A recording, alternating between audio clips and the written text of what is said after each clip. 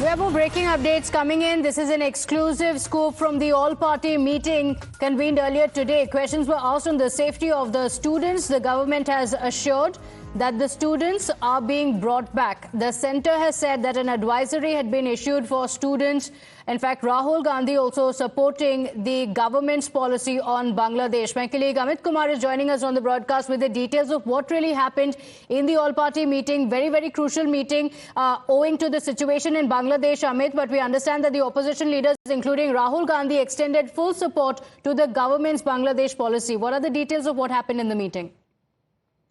देखिए, मुझे लगता है कि राहुल गांधी ने बहुत ही बेहतर तरीके से जब मीटिंग हुई तो उसमें राहुल गांधी ने इस बात का जिक्र किया कि पूरी तरीके से वो जो भारत की फॉरेन पॉलिसी है उसका समर्थन करते हैं। राहुल गांधी ने इस बात को कहा और राहुल गांधी ने कहा कि पूरी जो अपोजिशन है और अपोजिशन के दूसरे लोगों ने भी कहा कि वो सरकार के इस मसले पर पूरी तरह से साथ है। पूरी जो बैठक हुई उसमें कहीं से भी किसी ने भी इस बात को लेकर सवाल नहीं खड़े किए कि शेख हसीना यहाँ पर है तो क्यों है, उसको लेकर क्या चल रहा है। लेकिन हाँ, इतना जरूर है कि स्टूडेंट्स को लेकर बात हुई। उन्होंने पूछा, एक लीडर ने पूछा कि स्टूडेंट्स जो वहां पर हैं उनको लेकर क्या सरकार कर रही है। सरकार की तरफ से विदेश मंत्री वहां थे, उन्होंने ये साफ तौर पे कहा कि एडवाइजरी लगातार दी जा रही है। 20,000 भारतीय हैं, उसमें से जो मैक्सिमम जो छात्र हैं करीब 8,000 वहां से आ भी चुके हैं। तो कोशिश यही है कि लगातार छात्रों को लाया जाए और ये पहले से प्रक्रिया चल रही है।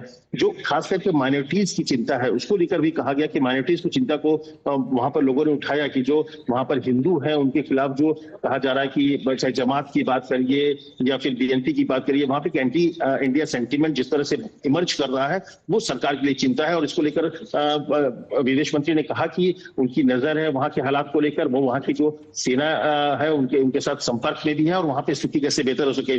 सबसे बड़ी बात कि शेख हसीना भी कुछ दिन और रहेगी यहाँ पर।